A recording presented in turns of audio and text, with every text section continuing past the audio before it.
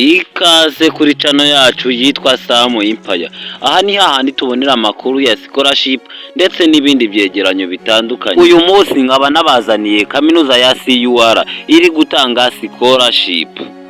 Iyi kaminuza ni Opportunity Scholarship, ikaba iri gutangwa n'umushinga wa Chasen International of Rwanda. Iyi Chasen ku bufatanye na CUR. Bakaba bari gutanga scholarship muri Health Sciences nka midwife, nursing ndetse n'ibindi byinshi bya health science bari gutangamo scholarship. So rero ku muntu ufite A1 ashaka A0 n'umuntu ufite AD ubwo ni kubasoje senior 6 AD. Ikintonderwa kuri abo basoje senior 6 abemerewe ni ku bantu bize amasomo arimo chimie cyangwa se biology.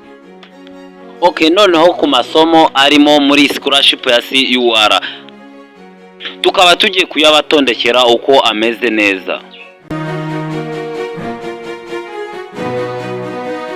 Faculty of Science and Technology, Computer Science, Biomedical Laboratory Sciences. Faculty of E-Commerce, Commerce, Engineering, Management and Accounting. Faculty of Human Health and Human Nutrition. Faculty of Education, Education Management and Planning, Management and Computer Sciences.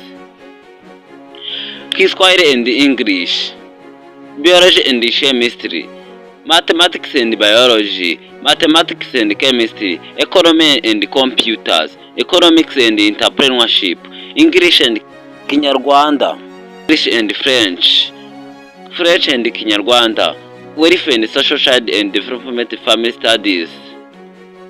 Faculty of Cateches and Religious Sciences, Cateches Religious Sciences.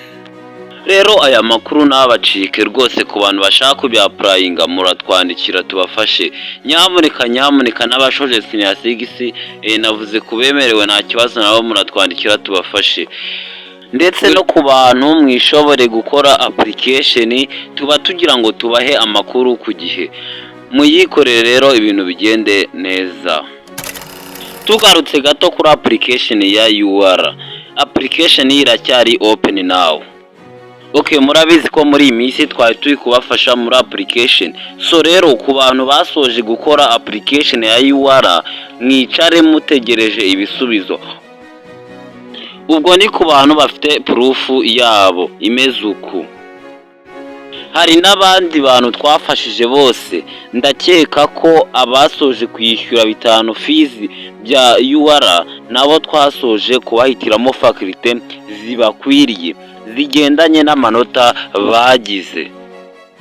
Itangazo rero ku bantu bahuye n'ibibazo bari gukora application nko creating pin cyangwa se kubura reg number, mutwandikire tubaha amakuru y'ukuntu twabafasha nabo bagakora application nk'abandi. Abandi bantu batarakora application aho kugira ngo muhure n'ibibazo mwabyirinda hakiri kare mukazana tukabafasha.